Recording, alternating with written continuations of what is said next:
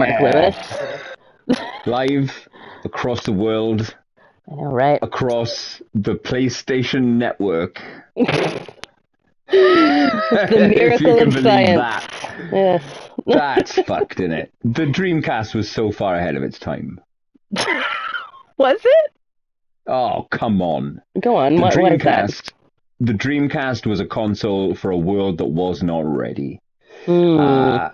To my recollection, it was the first console ever with an internal modem.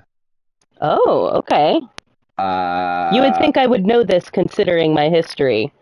Yes. But I did not. As I'm saying that, I'm wondering if I'm If speaking out you my ass. made that up. Yeah, I don't know.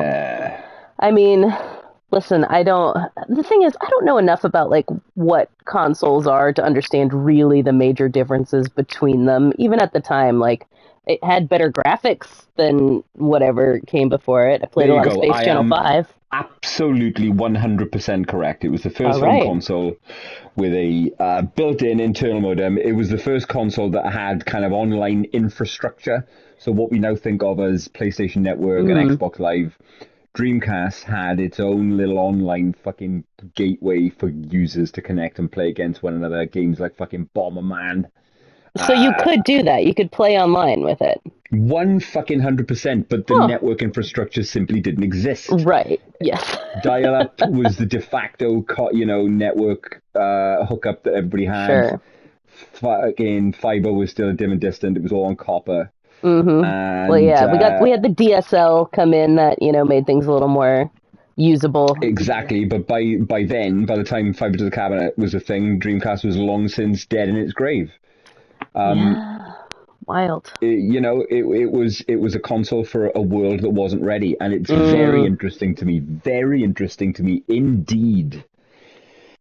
For the last CEO of the consumer branch of the company I work for, a guy by the name of Mark Alera, one of his previous roles was director of Sega UK. So he left fucking Sega. Right, so he left Sega. He was Sega. He was at Sega all through the Dreamcast launch, and left Sega and went telecommunications. Joined a fucking network company to beef up network infrastructure. It's like my idea was fucked. I got to work on the infrastructure to make this possible. And here we are. Very, very fascinating. I find that very interesting. That is really interesting. And here we are now, using that very infrastructure all these years later. Connect via the online infra network. Indeed. So cool. Right, so listen, in a bit of a switcheroo, usually I'm the guy with the controller and Corrigan is observing and talking as we talk through this.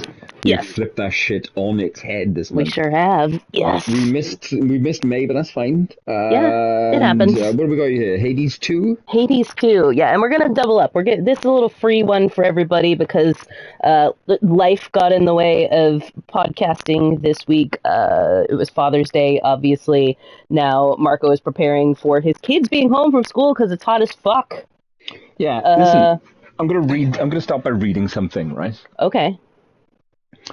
This is what Peter wrote in my Father's Day card. Oh, right? Okay. Get yourself fucking ready for this. I don't know if I can be, but yeah, go on. Right. Dear Dad, it's nice having a dad that gets it like you do. I couldn't ask for anything more. Love you always, Peter. What a sweetheart. And he fucking wrote that in a pen with his own hand, Right. Yep.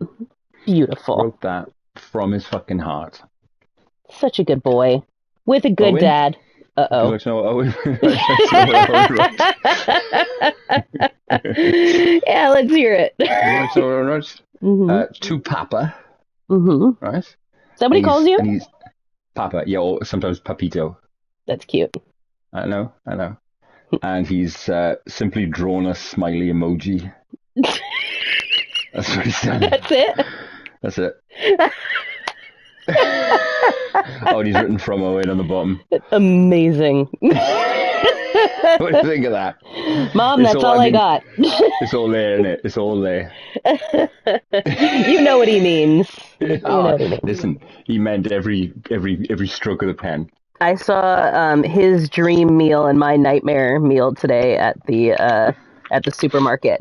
One of those Mr. Beast Lunchly things, you know. Good God! And it comes with it comes with Prime in it. Yeah, horrible. It's one of those. So, do you guys have Lunchables over there? Nah, I don't think they pass like regulation. I don't think they meet like it's fully food completely understandable. Checks. It is barely food. It's delicious, but when I was in middle school, they expanded. So like Lunchables were crackers, meat, cheese, little treat with it, right? They expanded to include other things like tacos and pizza, and those are disgusting because who wants cold tacos and pizza? Right? No, like, well, cold pizza maybe, cold tacos certainly not. And so I will backpedal pizza, a little bit. Lunchables are or at least were available, but it's a little slice of dairy, a little cracker, a little biscuit, ham. Right, exactly. That's exactly what you normally are. So then the pizzas, like, I don't like cold pizza, but I do understand it's a thing people like. However, imagine if the pizza was never cooked, though. Yeah, that's fucking rank. Just unmelted cheese, cold sauce, like hard, like dough. That's what they're like. So they're already disgusting on their face. Yeah. And then these Mr. Beast meals that he did with Logan Paul. Which one's the Paul that does the Prime? Yeah, Logan Paul. Yeah, okay. Logan Paul. So they did this thing together, and it like immediately people were doing like unboxing type shit on TikTok and YouTube and things like that, and they were like full of mold on top of everything else. So they were like completely inedible right out the gate. I thought that they just canceled it from then, like that's a bad idea, but apparently they must have figured out how to have a scraping process. Right. Yeah, exactly. Which I think the thing is, when you want a cheese like this to not mold in a box that sits in a grocery store for months at a time or whatever, it just has to like not really be cheese anymore, right? Like it's cheese food. Cheese product. Yes. Like, processed cheese product. Right, like Kraft singles. That's essentially what you've got here. So this is the first time I've actually seen one in real life. I'm delighted to say that the Prime ship is well and truly sailed over good. Here, though. Glad to hear that. He's out his Prime can collection. That's a thank God. Grand opening, grand closing. You know what I mean? That game went pretty fucking quickly over here. All right. Well, we'll keep talking, but we're gonna play a little Hades 2. Beautiful. Here, I'm gonna be. You know how bad I am generally at playing video games and talking at the same time. I just can already see I'm gonna be awful trying to do it in this game. You say that, but you've bested games that would make me smash a fucking controller. Well, I can do it on my own just fine. But remember when like I beat Astrobot like 3 times and then I tried to play it while talking to you? Yeah, I do remember that. Yeah, kept dying constantly. So I may die even more than usual in Hades. Let's see. Does this differ in any kind of substantive way from the format of the first? Oh, hugely, yeah.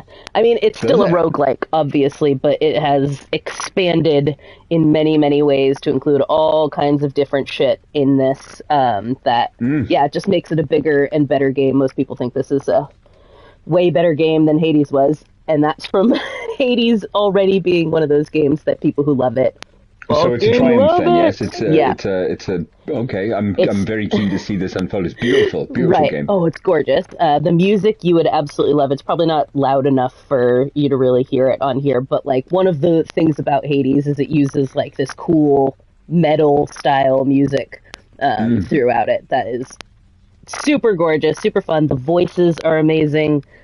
So in this one, you play Melanoi, who is the sister of the protagonist from the first one, Zagreus. Okay. And obviously it's called Hades. You're amongst all the Greek gods. There's a god named Kronos who has fucked everything up.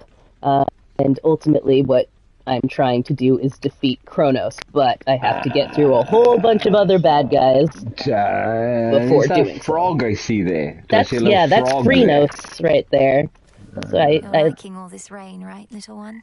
Yeah, I go and I confide in Frenos after all of my runs, and he just sits there. I mean, let's talk about rain. Let's talk about fucking rain. We've got some of that happening. Well, look, let's not talk about rain, because how fucking dreary is that to discuss the weather on the fucking Jack of all Graves I know. I love rain, though. Through the PlayStation Network, right? Using 2026 infrastructure. I'm not going to waste time talking to you about rain. I'm not going to do that, but I am going to talk of misery, right? Okay. Fair enough. I shall speak of misery, because I'm in it right now. I'm deep in it. Look, what is it about my molecules and about my mind and my almost my down to my fingernails, down to the hairs on my toes, right? I despise hot weather in my home country. I just fucking hate it. And I Not elsewhere. It's just like specifically when you're at home. If you're off in the Caribbean, you're like, this is fine. If I'm on holiday, I'll be in that pool, motherfucker, right? Oh, well, yeah, that's true. There's respite from it. I will be slathering on that skincare lotion. Yep. I'll have the aircon on in my room. I'll be drinking that fucking all-inclusive non-alcoholic beer, you know. I'll be having 100%. I'll be jumping in the pool with my action cam.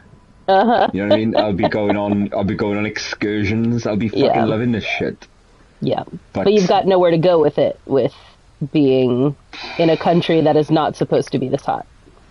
But when it hits 30 over here, right? Yeah. When it hits 30 over here and I've got to fucking work, right? Yeah. Yeah, go about your life as usual. And I've just got to go about my fucking life as usual. And it shouldn't be fucking 36 in the British Isles. No, right? That's fucking crazy, dude. Do you understand? It should not be this way in fucking June. No. In the fucking United Kingdom. Nope. It shouldn't be 36 degrees.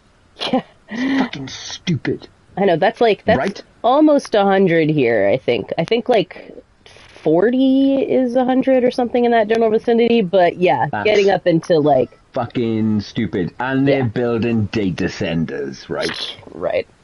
Yeah. And they're building data centers, and Google are fucking investing in A24 to make them use AI, right? Fucking hell, yeah. Right? Mm-hmm. Even though they're big, they're still fucking riding the wave of their biggest ever fucking theatrical release, right? Yep. Made by a child. Yeah, right? A child who hates AI. A child who has said, if I could click my fingers now and erase Gen AI from existence, I fucking would. Yeah, right? Insulting shit, yep. And the next fucking day, what do they fucking do? Yeah, and that's all of the articles use like photos from back rooms and stuff like that too, almost to connect it with this AI deal, which is, insulting to the very kid. Fucking... Oh, before Backrooms is even streaming. Right, yep. And I'll tell you this, I did not care for Backrooms. One bit, right? No, nor I. This kid, I fucking like him a lot. Yep, agreed. Which is weird, I like him a great because deal. He is from Marin County, and I usually, have a little bit of hostility to fellow Marin Countyites. Why is that? Because, it's a rich county, so most of the people who come from there can be a little iffy. Especially filmmakers. Come on, let's... Harmony Korine is from Marin. That's more... Dear. Yeah, so you see what I'm saying? Yeah. You see why I get a little these fucking rich idiots, so Gummo, I'm happy. Gummo. Yeah, I'm happy that he seems to have a better head on his shoulder. He is articulate and he is self-taught, and he just picked up a shitty laptop and taught himself to use Blender, and he fucking hates AI, and I'm fucking here for him, for it. Right? Yep, completely. Let me get past the dialogue parts of this and get into the run. Because you're just standing about right now. I'm just standing here because I can't listen to you talk and listen to dialogue at the same time, but I do need to like just hit the dialogue points as I go through here. So every time, you come through here, there's like a bunch of characters that are just kind of waiting around. Right. Yes. Just off the top of my head, A24 gave us The Lighthouse. Right? Yep. The Lighthouse, Everything Everywhere All at Once. Fucking Hereditary, for God's sake. Yep. Right, you expect me to fucking just swallow that they are producing... they're bringing Leatherface back to us. Right? Right. And what are they going to do? They're going to storyboard that shit with fucking Grok, are they? They're going to storyboard that shit with Gemini. Well, someone made a really good point. A couple people made this point about the storyboarding thing, is that, like, a storyboard is not there to simply have, like, an image or whatever, right? It's about thinking through the process. It's visualizing what you're going to do on set. It's fucking, right. So it's people sketching out to yourself. They've brought up what is the movie... Knives Out. Have you seen the Knives Out storyboard? Interesting. No, I have not. It's like literally like stick figures.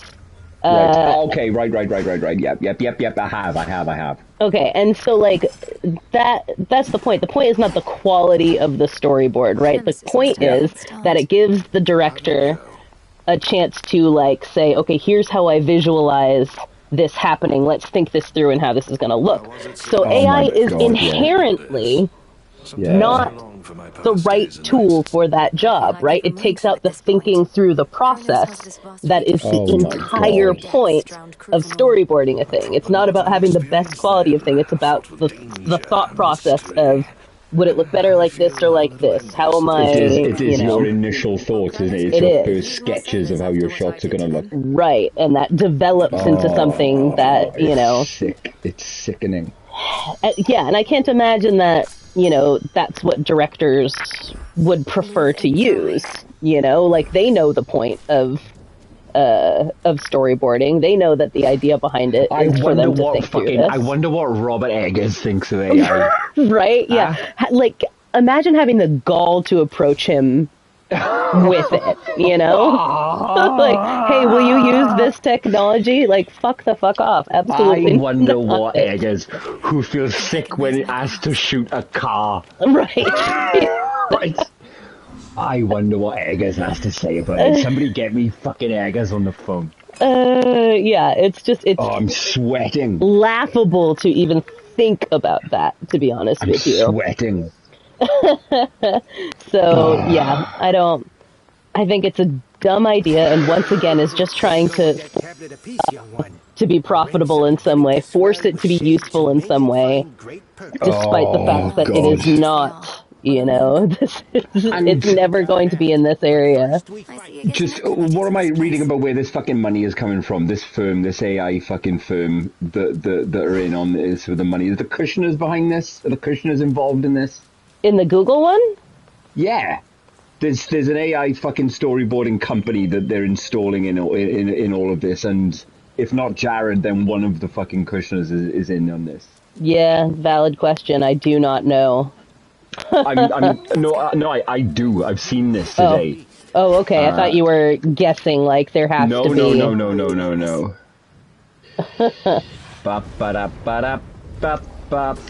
All right, so now I'm on the surface, which took me a while to get to. You're normally going sort of down underground, way down Hades Town, and in this case, it's Jared Kushner's brother. Oh yeah, there you go. Those fucking guys. Yes, is on the board. In fact, on the board of A24, and is involved here. Pretty fucking repugnant. Yeah, fuck those guys. I hate them with my whole soul. Jared Kushner owns my health insurance, and it's terrible. Oh, that's fantastic. Yeah, it's not great, Mark. Not great. Don't love it. Oh, this is so fucking upsetting to me. Well, and you know what the thing that I keep thinking of? Because it feels like every day there's like another company that is, has been paid $1 bajillion to sell out to AI or whatever. And it just, to me, is like, at what point do you have enough money? You know, like, that's, because that's at the root of this, right? Is the idea that, like, it's not that they need to use this in any way. It's that they are being paid to incorporate it into whatever the fuck they're doing. Yes. And that, to me, is, like, that is the overarching problem with capitalism in general, right? That, like, there's never enough. How much money does your CEO need to make? You know, why does A24 need $25 million from Google? They're making their movies. Everybody has enough money to do the thing they're doing. Why do they need more money? Isn't it very fucking interesting also that, like, just yesterday, you read that A24 passed Luca Guadagnino's new fucking film, which is by all accounts almost finished, right? Like, in its entirety. A24 passed on it, Netflix passed on it because of the subject matter. Apparently it's a fucking takedown of Sam Altman. You know, I love Luca. Doesn't always, isn't it interesting? Sometimes misses with me, but ultimately I'm a fan. I cannot recall a miss. I've loved it all. Yeah, so I think far. you have pretty much loved everything, haven't you? Yes. Often to my surprise, often movies that I'm like, wait a minute, this is not in my oeuvre at all. Yet I am completely fucking transcended. It's beautiful. I love it. I mean, to your point there, this is exactly the thing, is like, why are we trying so hard not to offend these people? Why do we need unending amounts of money? Like, what is this for? You know? There's only so many islands you can buy or whatever else. Like, I just don't understand that. It feels to me as though it's a shoring up. Right. Right?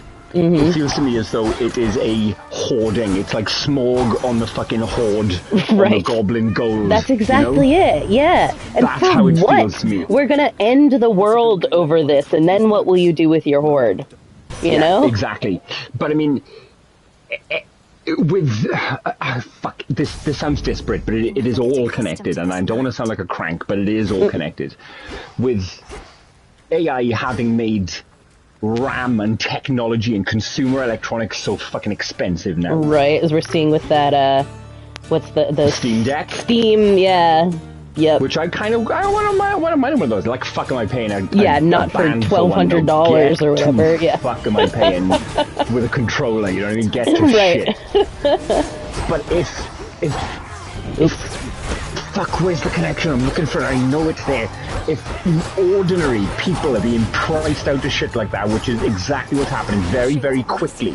Right. Where the fuck else is their money gonna go? Is there, right.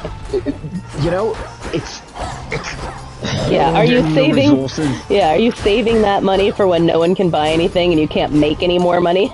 Like, what's the plan here? It's just, I want someone to not be so greedy, you know? And, like, as much as I've dogged A24 for years, like, I never considered them to be greedy, you know? And that it's just, like, even something that seemed like it was focused on making art of some kind, whether I liked it or not, you know, that's clearly not what they just want to be, a big movie studio. At the end of the day, they don't care about the art of it. They're just trying to break in. Their life cycle has been incredible, hasn't it? The you know, fucking lava to maggot to chrysalis to fucking horrid capitalist butterfly cycle, and then to death.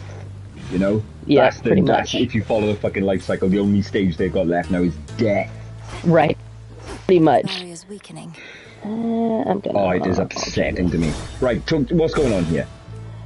So basically I'm trying to break down this barrier so that I can go through to the next, like, big bad, essentially. And so I have to take down these pylons by defeating enemies in all these little rooms that just kind of keep spawning up at me. And each one of the rooms I get, like, boons. So gifts from the gods that make me stronger in some ways. Colin, if he's watching this, I apologize. He's, like, so organized with getting boons and stuff. Like when I was playing the first Hades, he sent me a spreadsheet of like what's the best boons for like this kind of run and stuff like that. And I'm like, I go on vibes largely.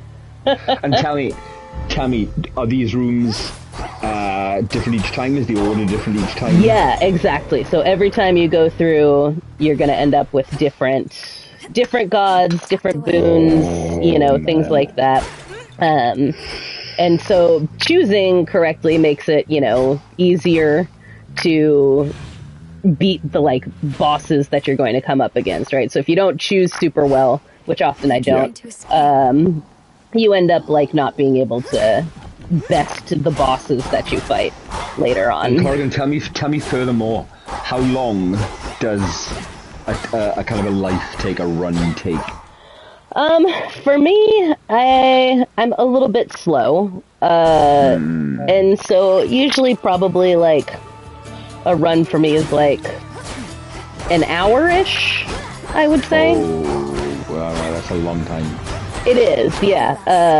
But like, that's kind of, I only sit down and play it when I have an hour to spend on a run.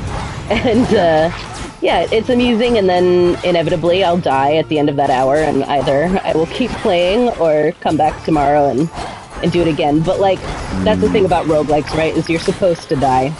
That's how you get more powerful. That's how you build up your stuff. So, sometimes I get a little frustrated. Like the past 2 runs that I've done, I've gotten killed by like bosses that I normally kill easily. I feel as though I should know this, right? I feel as though I should know this, and I'm kind of embarrassed that I don't. But obviously, if you take another popular game format at the minute, Metroidvania, obviously that is a portmanteau of Metroid and Castlevania. Because those are the 2 games that use most famously that method, that format of unlocking maps and powering up and so on. From whence comes the term roguelike? So it's because there is, so I think it's like, and I'm going to speak some falsehoods, I'm sure, here, because I don't totally remember the origin story of this, but I think it comes from Dark Souls originally, and that game is... I've heard of a Souls-like, of course. Right, a Souls-like, yeah. It's like, so... Is it the same term, then?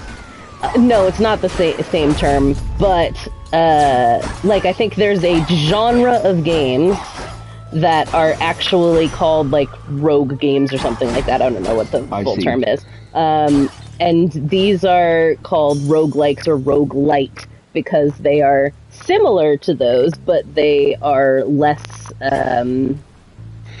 they're not as hard, I guess. It's punishing. They're not as punishing, and there's like, I think there's more like shit to the things that these are based off of. Like, it's not just going on these little runs where you die and stuff like that. There's more things you have to keep track of and whatnot. That's like a really crude explanation of it, but just to the point of like your thing where like Metroidvania is a portmanteau. This is basically, it's just like another type of game, but a little different. Okay. I'm gonna go down and get this boom from Zeus here.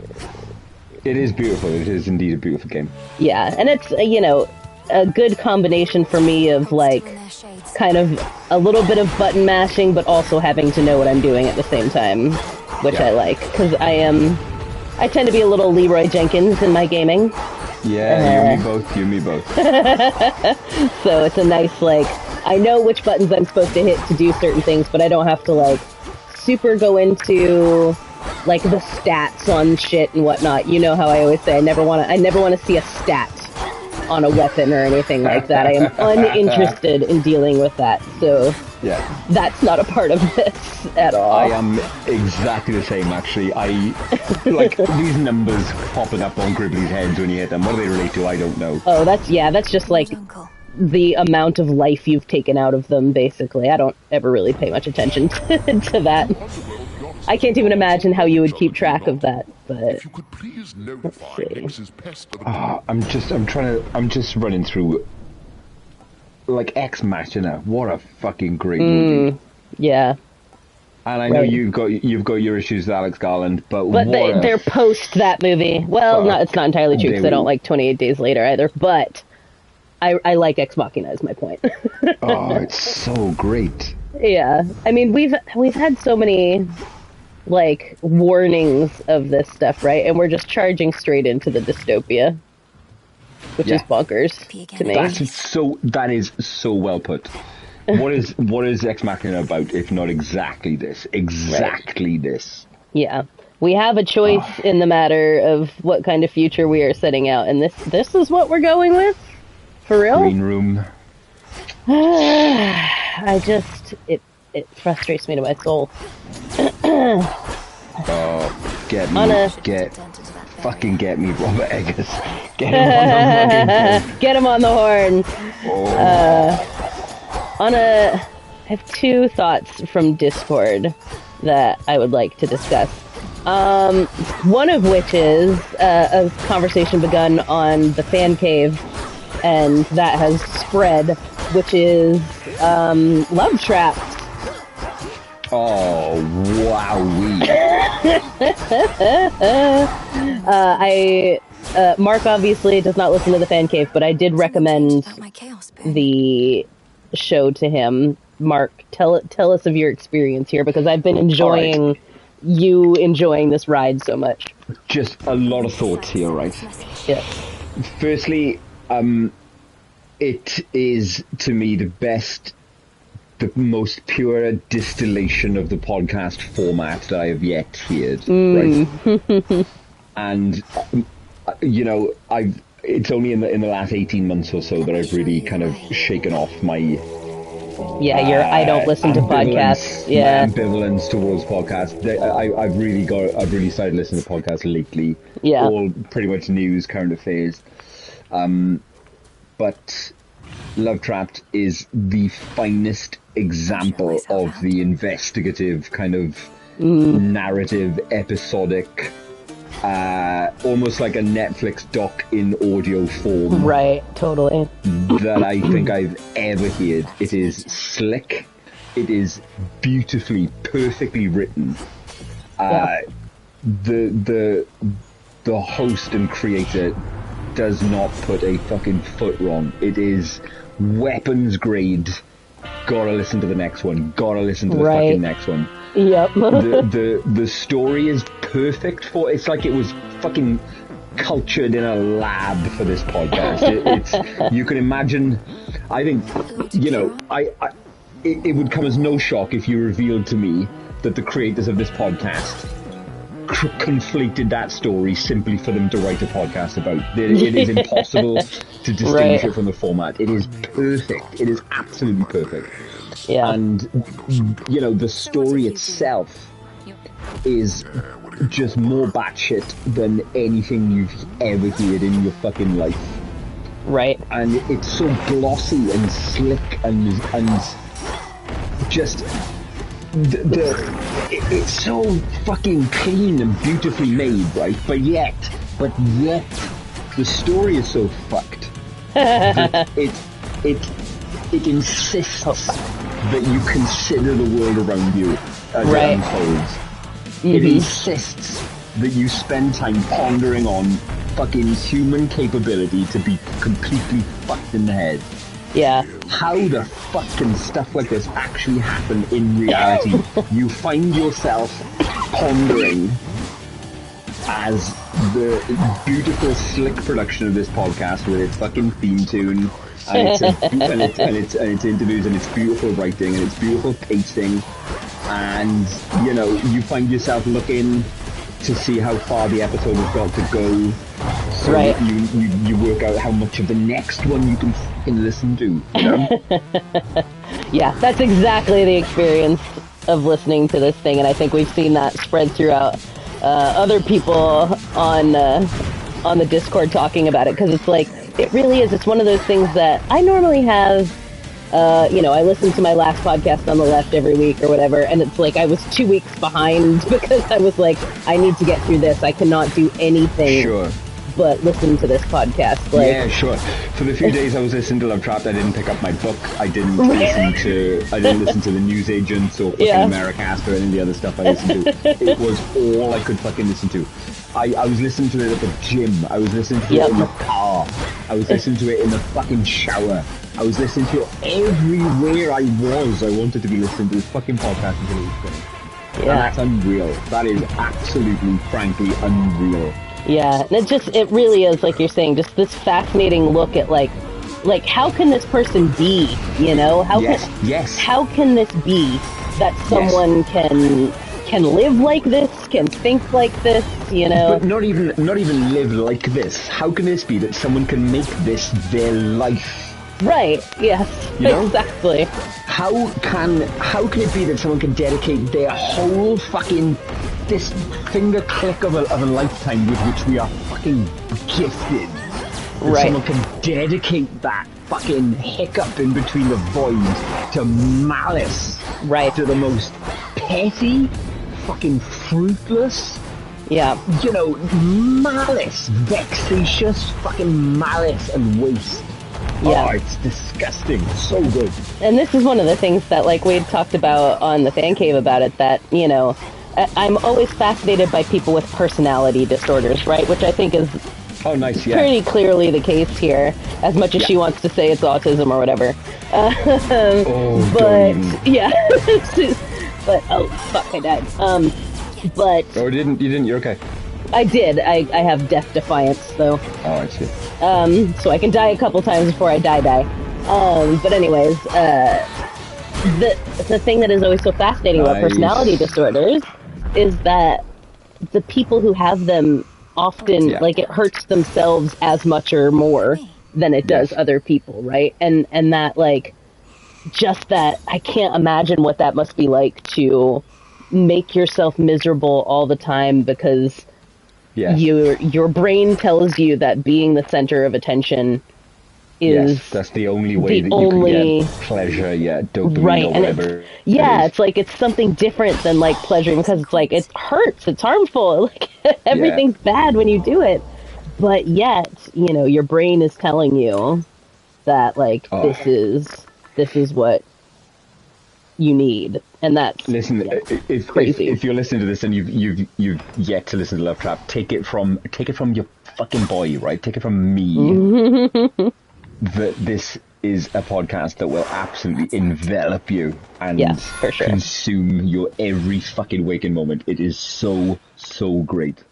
Yeah, so that was the thing I just wanted to approach, because much like the what's it called, Natchez thing from 2 weeks ago, this has been the zeitgeist of the podcast crew lately. So if you haven't gotten on Love Trapped yet, I tell you what, it did kind of made me think that maybe we need to get a little bit slicker. Oh yeah, is that so? yeah, because we aren't slick, and this is no, we are slick. not slick. We are not. Listen, we are slicker than some other podcasts that I listen to. I'll tell you that much. Every time I listen to a great podcast, one of the most popular podcasts out there, Behind the Bastards, I always think, you know, at least our podcast is better produced than this is. Oh, that's good. Okay. Cool. You know, so, hey, we got that going for us. But, you know, maybe some slickness someday. Maybe we'll invest in something to make us sound awesome.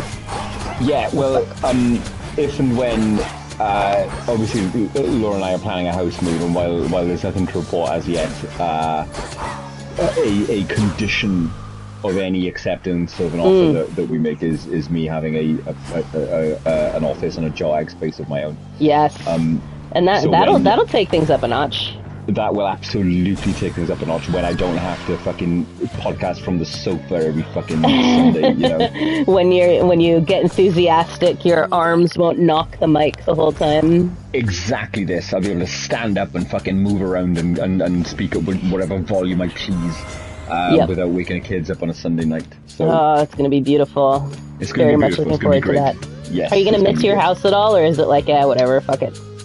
Yeah, just that really. I mean, it's a new build. It doesn't have any sentimental value to me. And other places, the places we've been looking at are, you know, character houses.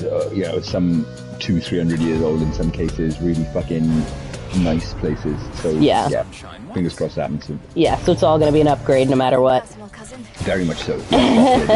Very exciting. Mm-hmm. The other thing that I thought was kind of funny and fun on the Discord this week was the smoking conversation from the podcast. Yeah, sure. Which felt to me like I had not considered sort of like a fundamental difference between the way that like Americans and Brits look at the function of regulation. Go on. Where it felt like for the Brits, it was like, well, the function of regulation is to like stop people from doing the thing, right? Yeah. And that is not how we tend to look at it. The function of regulation is like, it doesn't infringe upon like individual rights, but more of like the general public good, right? And so for us, I think, all the Americans talking about it go like, well, you're allowed to harm yourself, right? Like, that's not, what the law is supposed to do. But it's about limiting the amount that, like, so the things that I was talking about, like advertising and things like that, the amount of, like, that a corporation is allowed to mislead you into harming yourself, or the amount that you expose other people to the harm. And I think that is, like, fundamentally different than the idea of, like, being able to, say, you just can't do this thing, right? Yeah, I mean, the goal of any government with regards to smoking specifically is to lead to a society where nobody smokes, a smokeless society. That's right. The direction of travel. Yeah. So any and all regulation is designed to chip away at the base of cigarette smokers, with a view to shrinking it and shrinking it and shrinking it until it eventually dies off and nobody can now start to smoke. Right. Which I maintain is a good thing. Right. And I can see how in British culture that works. And that's why it would not work here, because that is not how Americans think about regulation. We think, in a perfect world, people would not smoke. However, people are allowed free choice over what they do, and therefore you cannot stop them from harming themselves. You can try to make it so that, like I said, the ads aren't targeted at them, that they don't expose other people to that harm, but ultimately you can't stop the individual from doing it. I can't think of any other act or activity or product or behavior that we've attempted to completely eradicate, though.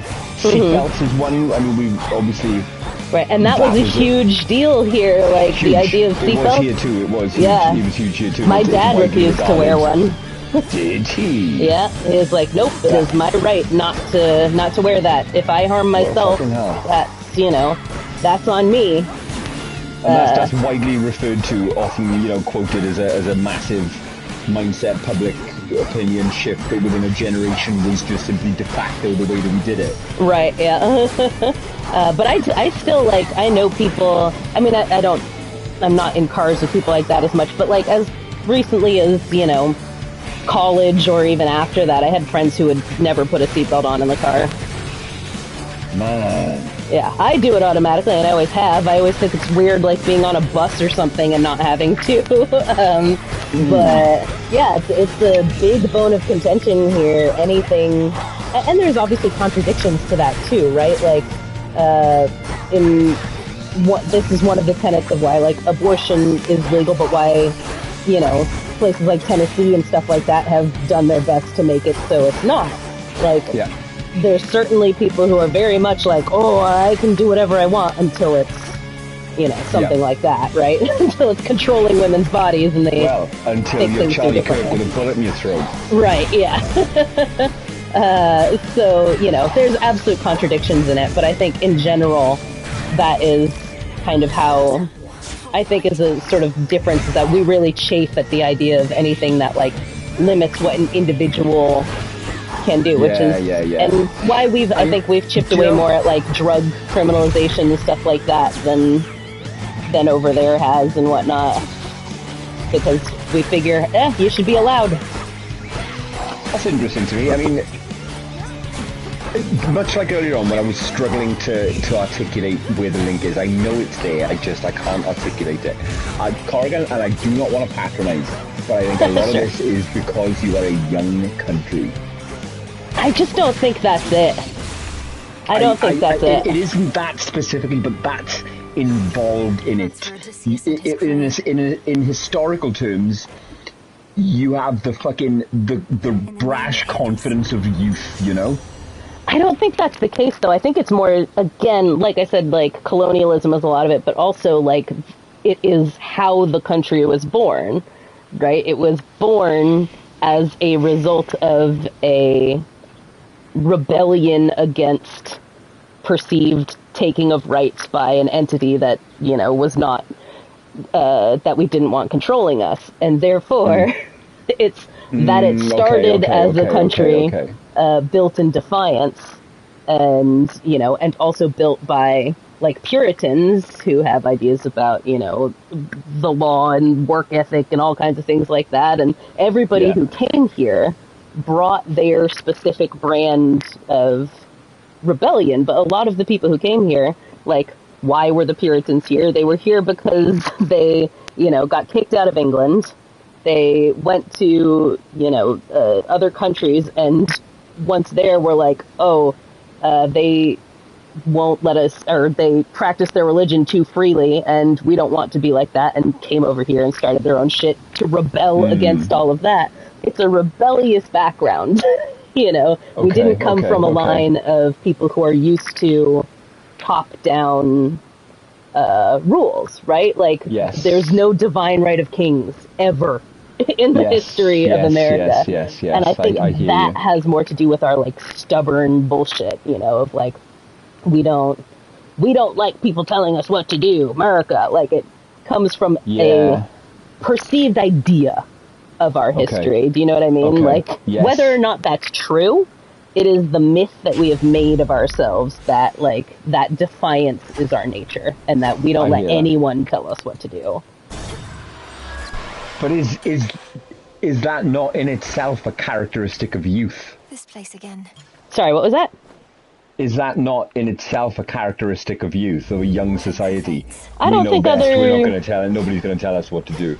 I think that's of young people, but I don't think countries are necessarily like that. I mean, there's plenty of countries that have developed into, that are new and have developed into dictatorships and all kinds of things like that, you know? So, yeah, I don't think that we haven't been here long is the issue, because at the end of the day, we didn't come out of nowhere, right? Like, yeah, sure. We are still a colony of England, full of people who were stolen from Africa, full of people who lived here, you know, before colonization. So, you know, there's a lot of history before 1776. Yes, I hear you loud and clear, and it's a very interesting topic to me. Yeah. I just found it, like, fascinating, that entire conversation, you know, and I don't think that there's, like, a right or wrong way to approach this, but I think I realized the difference between why, like, me and Colin and, you know, Nick? Well, no, Nick was on the other end of it. He was more on your end of this. He was, yes, but, indeed. Oh, God, I don't know why my brain is freezing on who the other person who jumped in on this was, but, like, why... Andy. No, it wasn't Andy. Alex. Oh, well, Andy did... Alex, that's who it was. Alex jumped in. That, like, our perspective on this was so different than you and Nick on this whole thing of, like, what would work and what wouldn't. I'm like, you know what? Now that I hear the British perspective on it, like, maybe it actually will work over there, but it would not work here. That's for sure. I'm transfixed how much is going on in this game. It's great. Oh yeah, there's a lot, which I'm pretty pleased with myself that I've gotten this far without, you know, completely biffing it while talking at the same time. Talk to me about the cat. What does the cat add? Oh, the cat is my familiar. Yes. Picked the cat up a few runs ago, and it helps me fight. And when there's fishing spots, it catches the fish for me, which is good because I'm really bad at fishing in this game. Nice. I would not enjoy to play this. Why is that? I would not enjoy to play it. I would not like to come all this way and then have it wrested from my hands and have to go back to the beginning. I would not like to do it. Well, that's the thing, is it's not wrested from your hands. You just gain a different, like, set of new things every time that you die. It's like beating a level every time that you die. I think that's really the way to look at it. Is that's well put. Yeah, you haven't died, you've just beat the level. Yeah. And now you go and you try it again. Especially because, like I said, like, these are never the same. Like, this is... I'm really sorry. I should never... been bonding with Icarus. The UK is enjoying a documentary on the BBC this past couple of weeks, which is in a not entirely dissimilar vein to Love Trapped, a doc called The Mother of All Cons. Okay. I maybe won't go into detail about the topic because I would implore you to watch it. Okay, you're gonna have to get it on the Plex for me to watch it. I'm sure we've done this before, but you can't get iPlayer, no?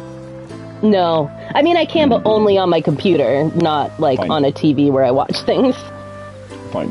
I use your postcode whenever I want to lie and be on things. I'm like, he's paid his fee or whatever. I've paid my license. Yeah, you paid your license. That's amazing. In much the same way as Love Trapped, it just makes you kind of go, fucking hell. Yeah. In a less, it's less nefarious and more overt than Love Trapped. Okay. Like the con at the center of this is just a horrible activity from a horrible woman with avarice at heart and greed at heart. So material gain, material fucking gain at the expense of others' well-being and goodwill. Right. But it's still one of those that just makes you wonder how fucking these people walk amongst us, like, doing what they do. Fucking like, listen, incredible. So I went to go see Jimmy World the other day, right? And yeah, it was fantastic. Had a great time. But at one point, a lightning bug landed on my hand. Okay. And I didn't know what it was. I just felt something on my hand, and I quickly, like, flicked it off because it scared me. And then a guy came up, and he picked it up off the ground. He was like, oh, it's a lightning bug. He didn't realize I had just flicked it off of myself. And then he's, like, holding the lightning bug and everything, and he's like, gosh, it's not going anywhere. And I realized I had probably mortally wounded this lightning bug. It could no longer fly. That's why it was, like, not leaving this guy's hand, because I had flicked it off my hand and, like, probably broken its wings or whatever, and it was not going to recover from this. I could not stop thinking about it for the rest of the night. The whole night, I was just like, oh my god, that poor lightning bug, like, suffered. I didn't even kill it right away. It sat there and it was just, like, hurting until I'm sure it died later on or whatever. And I was like, oh, it was awful. And so I just keep, like, every time I think about these people doing terrible, heinous things to other people.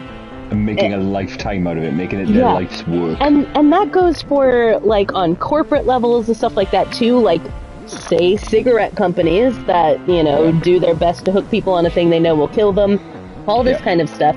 Like, I think about the fact that I was, like, sitting there in turmoil over a lightning bug. And just think, what is wrong with these people? Like, what the fuck is wrong with you that you can treat people like this and feel no remorse, Yes, and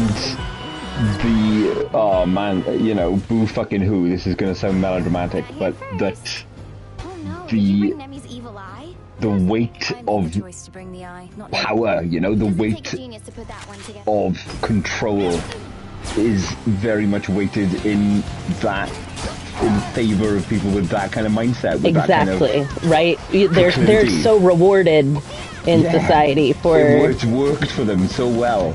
Yeah. I mean, that's how we have our first, quote-unquote trillionaire, is just complete antisocial behavior, a complete lack of care, and in fact an enjoyment of hurting other people. That's the thing that I, like, just simply can't wrap my head around.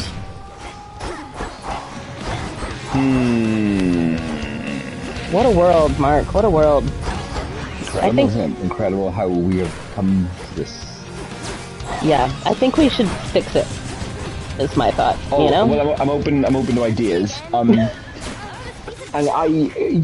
you'll know this about me. I cycle through being fascinated by it and thrilled by it, and being like really horribly depressed by it. Yeah. And sometimes feeling privileged to bear witness to it. Well, yeah, that too. You know? Yeah, you do really oscillate through some very different feelings. I am fascinated. I am absolutely so beguiled and fascinated by where humanity finds itself now. Right. You know? Yeah. And I sometimes lack the tools to articulate what I see and how I feel about it all. Right. But I can't stop gazing at it, and I can't stop trying to soak it all in. Right. So fascinating it is to me that I just fundamentally can't believe how wrong it's gone. Yes, exactly. Like, how can it be? How can it be? Oh, I died.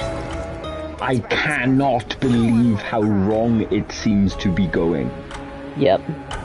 And yeah. I can't stop turning the page and seeing what's coming, what is happening next. Right. I mean, we think about like where we've come from, right? And we, they say like, what is it that like history doesn't repeat itself, but it rhymes, right? And okay. Have you not heard that? Who says that? I've heard George Lucas saying that. George Lucas has said that? Well, there you go. Yeah, he famously said that kind of bullshit about when he was making the prequels. Thematically they kind of rhyme. Well, I think that's that's a completely different thing. Go on. No, this is more of as opposed to like people say history repeats itself, and it doesn't exactly repeat itself, but it does a lot of the same things, right? So it doesn't repeat itself, it rhymes. And like, so we can see that right now we've basically worked ourselves back into the Gilded Age, but worse. And, we've worked ourselves back into the Industrial Revolution. We've worked ourselves back into like all of these like terrible sort of periods in history in which rich people had an incredible amount of power and money and did not care about what was happening to the people at the bottom, and the environment suffered. And so we're doing all of the same things, but it feels like the brakes are even more off than before. But if you look back at the Industrial Revolution, if you look back at the Gilded Age, the Progressive Era, all of that stuff, that like eventually there came a point where the people reached their wit's end and they fought back. And there's sort of a dual outcome of this, right? Is that things changed. And we end up with, later on, the New Deal. We end up with regulations around labor. We end up with all these kinds of regulations, including prohibition, which later ended. But like, we end up with these regulations that are supposed to make people's lives better. But those regulations were also partly put into place because the people at the top saw the writing on the wall, and they wanted to give the people at the bottom something without giving them too much.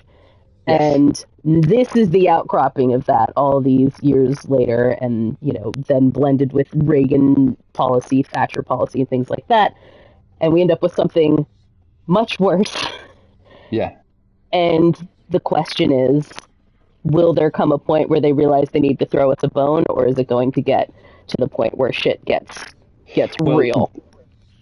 And therein is a big component of my seemingly unending fascination with how wrong it's gone. I want to know how bad it can get. Also, until the fucking fulcrum kind of tips, Right, exactly. I want to see I want to see how we're going to take it back. I want to see how we're going to burn it down. And you've pointed out before that, one of the biggest barriers to this is comfort, right? Yeah. Like, to the degree that we are comfortable, also to the degree that people have to work themselves so hard that they don't have time to rebel, they don't have the energy to rebel. These are two sides of the same coin of people are too exhausted or they're too comfortable, and it makes it much harder for anything major to happen. I'll tell you this, despite the fact that you and I are communicating across the planet, via a network set up for video games, right? Yep. And we're going to be sharing this conversation with anyone who might wish to see it on the fucking internet via streaming fucking bits of data accessible to anyone with an internet connection throughout the world, right? Yep. And that we've been doing this for years, and it's this wonderful fucking miracle. I'm sat here fucking uncomfortable as fuck because it is too goddamn hot in the country that I fucking live, right? And that surely to Christ has to be the thing that gets people off the fucking sofa. It's too fucking hot. Yep. And your country is not built to adjust to it. Not in the timescales, you know what I mean? Yep. Because adjusting to it diverts revenue from where it air quotes ought to be going according to the plan. Right. Man. Yeah. It's interesting. I mean, when climate change hits that hard and hits people who are comfortable, I think differences. Yeah. I don't know. Change can be made, just like over here, in the wake of Zoran Mamdani and everything. We're getting a lot more politicians who are working on, getting things for the people, and they're getting elected. So I don't know. We'll see. Yes. But it's so fucking interesting? My God, it's endlessly fucking interesting. Every slow piece of progress in healthcare and in infrastructure and in medicine and in climate science and in fucking public rights and civil rights, every time that stutters or fails or stops, it's always for the same cunting reason. It's too expensive, right? Right. Yeah. Too fucking. We'd love to do it, but we can't make this fucking treatment available on the NHS because it's too expensive. We can't fix the fucking rivers over here. The water in the fucking rivers is full of shit. We can't fix that because it's too expensive. The company's doing it. They haven't got the revenue. They haven't got the money to do it. And where's the fucking money? It's in fucking RAM costs and data centers. You know what I mean? That's right. That isn't. You don't create enough money to make yourself a trillionaire. It comes from somewhere else. Yes. You fucking funnel it from elsewhere. You know? That's disgusting. It's fucking sickening. Yep. It's stunting humanity, and I'm too hot, At the end of the day, it's too goddamn hot. It's for all of this. It's stunting humanity. That is. Yeah. So that's but so interesting to me. Yeah. It's a lot on our minds today, Marco. Yeah. Awful lot. And this is without even giving a fucking breath to the capital T, the politics, today. Yep. A lot going on there too. I talked about that. In fact, it's time for the news. It's time for the news. So, friends, thank you for joining us here. We'll be back to again next week, hopefully, as long as the UK doesn't burn down in that time. No surprise heat waves or anything like that. And we'll do another one of these as well for our subscribers only. So, we got that coming for you as well. Anything else that we need to tell our friends, Marco? No, beautiful, cathartic, wonderful time to spend with you. This is exactly what I needed. Thank you, Corrigan, and to those who are listening, thanks for doing the right thing and stay spooky. Amen. And now I figure out how to turn this off. Let's see. Come on, you got this. Stop broadcast.